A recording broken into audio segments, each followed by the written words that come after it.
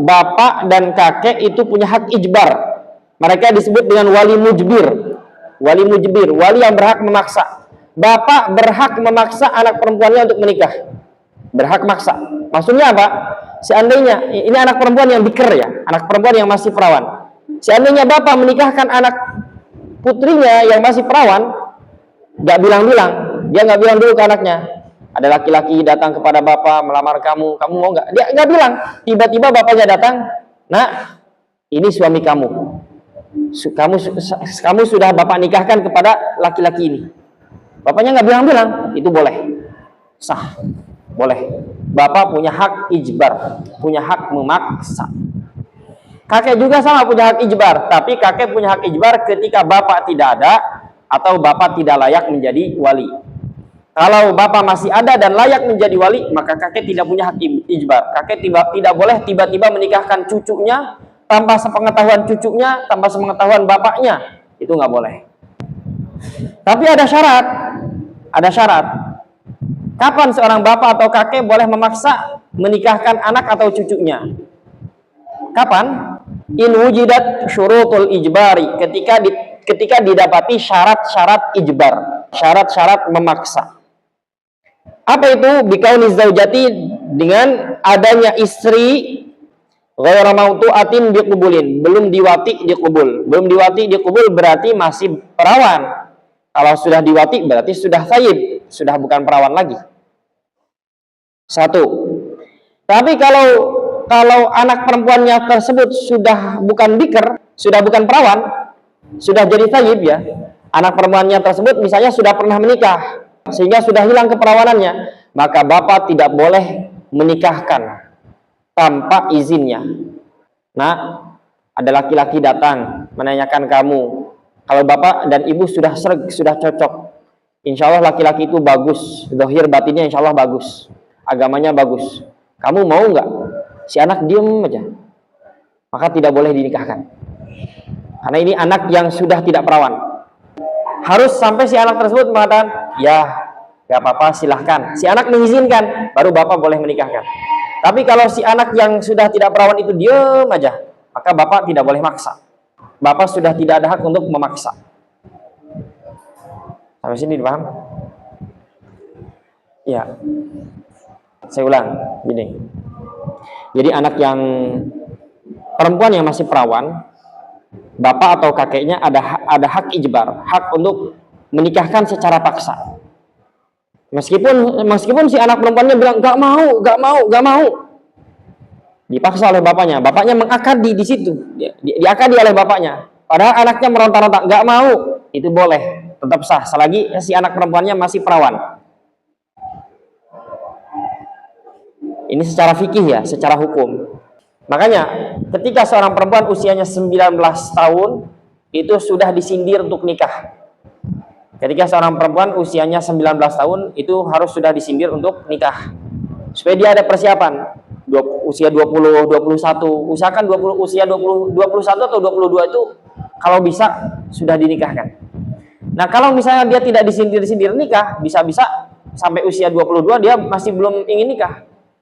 Kenapa? Masih ada yang dikejar. Saya ingin jadi hafidh Quran, hafizah dulu. Saya ingin daurahnya selesai dulu. Ingin kuliah dulu dan segala macamnya. Laki-laki mana yang mau menikah dengan perempuan yang lebih tua? Jarang. Kalau laki-laki umurnya 28, istrinya 21, insya Allah bisa. Jadi kalau ada perempuan usianya 19 tahun, sering sindir untuk nikah. Ya, kamu misalnya punya adik atau punya kakak. Adik gak apa-apa, adik umur 19 tahun, kamu sindir untuk nikah. Sudah dibahas pernikahan supaya dia mulai berpikir.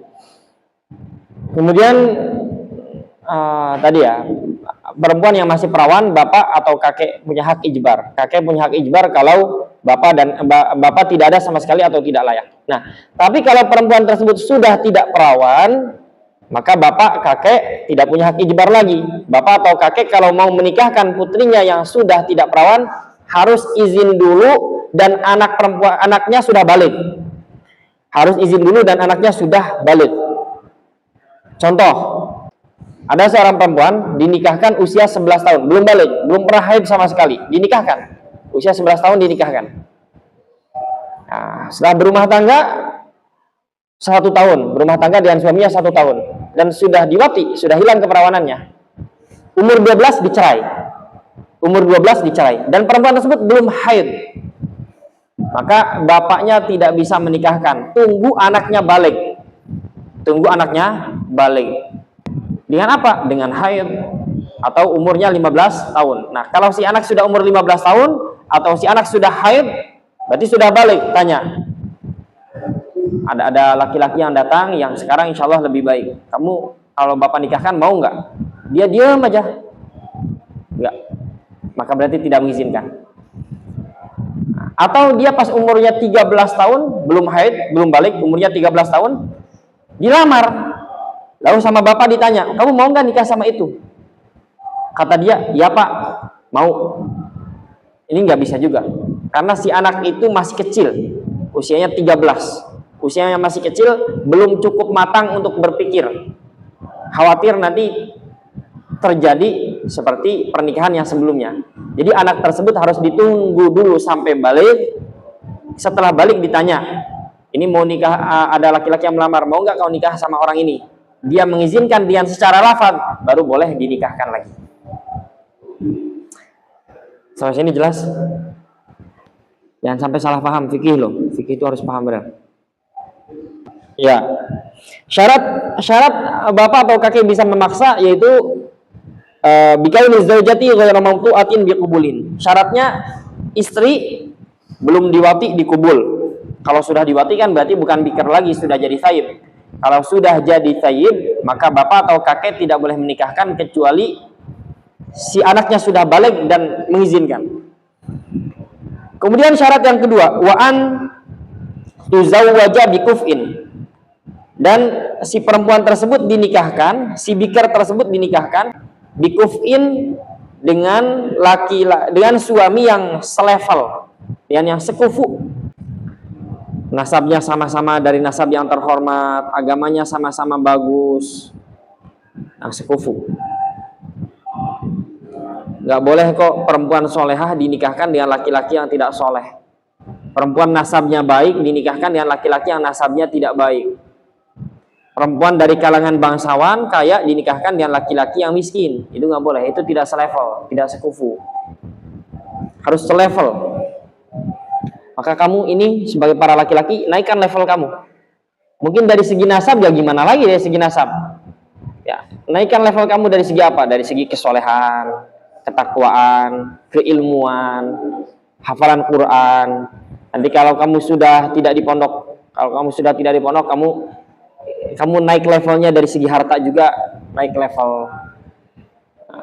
Laki-laki harus lebih tinggi derajatnya dari perempuan.